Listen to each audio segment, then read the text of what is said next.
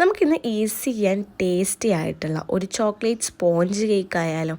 മിക്സിയുടെ ജാർ എടുക്കുക, അതിലേക്ക് 1 കപ്പ് മൈദപ്പൊടി, 3/4 കപ്പ് പഞ്ചസാര and 1/4 cup oil, 2 tablespoon cocoa powder and 2 മുട്ട, കുറച്ച് ഉപ്പ്, 1 ഗ്ലാസ് പാലും കൂടി ഒഴിച്ചിട്ട് നന്നായിട്ടൊന്ന് മിക്സ് ചെയ്ത് ഒരു മിനിറ്റ് മിക്സിയിൽ അടിച്ചെടുത്ത് കൊണ്ടുവരിക. എന്നിട്ട് അതിലേക്ക് 1 ടേബിൾ സ്പൂൺ ബേക്കിംഗ് പൗഡറും വാനില എസൻസ് ഉണ്ടെങ്കിൽ അതൊരു 1/2 സ്പൂണും കൂടി ഇട്ട് കൊടുക്കുക. നമ്മുടെ ബട്ടർ പേപ്പർ തടവി വെച്ചിട്ടുള്ള ഈ പാത്രത്തിലോട്ട് ഈ ഒരു മിക്സ് ഒഴിച്ച് കൊടുത്ത് ഒന്ന് തട്ടിക്കൊടുത്ത് നമ്മുടെ പ്രീ ഹീറ്റ് ചെയ്തിട്ടുള്ള പാത്രത്തിലോട്ട് കൈ പൊള്ളാതെ വെച്ച് ഒരു 45 to 55 മിനിറ്റ് നമുക്കിതിനെ ഒന്ന് കുക്ക് ചെയ്തെടുക്കാം.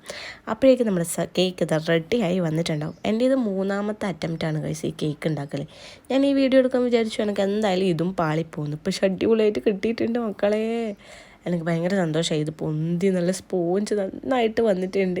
ഇച്ചുവിന് കേക്ക് മുറിക്കുക എന്ന് പറഞ്ഞാൽ ഭയങ്കര ഇഷ്ടമായിട്ട്. അപ്പോൾ ഇച്ചുവിനെ കൊണ്ട് തന്നെ മുറിപ്പിച്ചു. നമ്മൾ 2 പേര് തിന്ന് നോക്കി. അടിപൊളി ടേസ്റ്റാണ്, ഈസിയാണ്. അപ്പോൾ എന്തായാലും എല്ലാവരും വീട്ടിൽ ട്രൈ ചെയ്ത് നോക്കാൻ മറക്കണ്ട. പിള്ളേർക്കൊക്കെ നല്ല ഇഷ്ടവും.